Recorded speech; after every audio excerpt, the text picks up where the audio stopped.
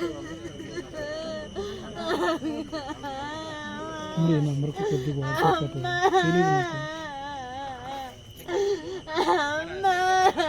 జిల్లా పూసరపేట మండలంలో దారుణమైన ఘటన చోటు చేసుకుంది. ఆ ఘటన వలన ఆ మండలంలో ఉన్న గ్రామ ప్రజలకు కంటి మీద కొనుక్కు లేకుండా చేసింది. ఒక కన్న తల్లిదండ్రులకి కాలయముడిగా మారాడు. అసలు కాలయముడిగా మారడానికి గల కారణాలేంటి? అసలు ఎందుకు ఆ తల్లిదండ్రుల్ని హతమార్చడానికి అంతటి నిర్ణయాన్ని ఎందుకు తీర్చుకున్నాడు? ఈ విషయాలన్నీ తెలుసుకోవాలంటే మా నేటి ప్రపంచం తప్పక చూడండి. చూస్తూనే ఉండండి మా నేటి ప్రపంచం.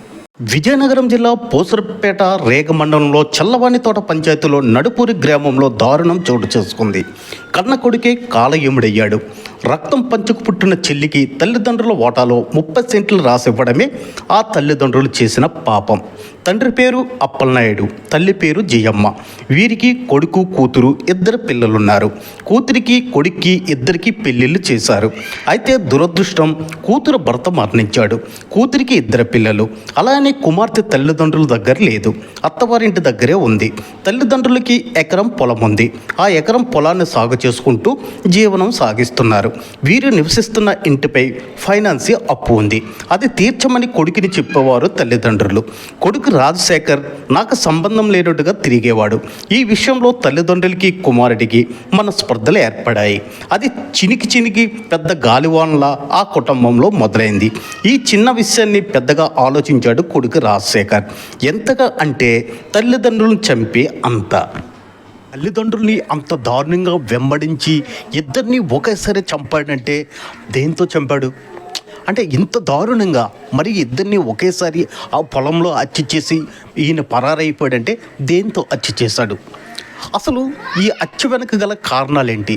ఈ హత్య చేయడానికి తనలో ఉన్న ఉద్దేశం ఏంటి? అంటే ఆస్తి తగాదాలా? ఈ ఆస్తి తగాదాలు ఎవరి కోసం వచ్చాయి? కుమార్తెను పిలిపించారా తల్లిదండ్రులు. తన ఇంటిపై ఉన్న ఫైనాన్సి అప్పు విషయం కుమార్తెకు చెప్పారు. కుమార్తె ఆ అప్పును తీర్చుటకు ఒప్పుకుంది. ఆ అప్పుకు బదులుగా తల్లిదండ్రులకు ఉన్న ఎకరం ఆస్తిలో 30 సెంట్లు కుమార్తెకు రాసిచ్చారు. ఈ విషయం కుమారుడు రాజశేఖర్కి నచ్చలేదు.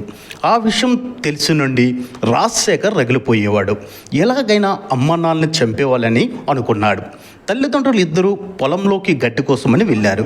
ఇదే అదునుగా భావించి పొలంలో ఎవరు లేరని తెలుసుకొని ఇంటి దగ్గర ఉన్న ట్రాక్టర్ని తీసుకువచ్చి ట్రాక్టర్తో తల్లిదండ్రులు 2 వెంబడించి మరీ గుద్ది చంపేశాడు ఆ కొడుకు.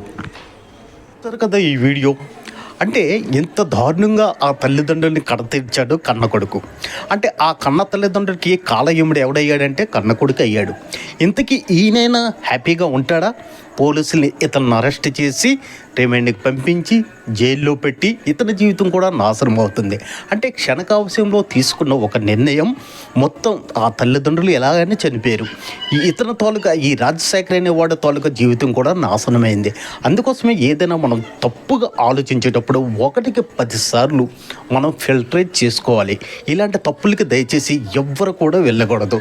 ఒక్కసారి కుటుంబం అంతా కూర్చొని ఒక దగ్గర కూర్చొని ఈ సమస్యను పరిష్కరించుకుంటుంటే ఈరోజు తల్లిదండ్రులు చావు కూడా అవ్వకపోయింటిది, ఇతర జైలుకి కూడా పాలవ్వకపోయింటాడు.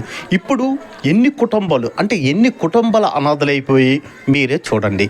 ఇట్లు మీ ధనంజయ్, నేటి ప్రపంచం.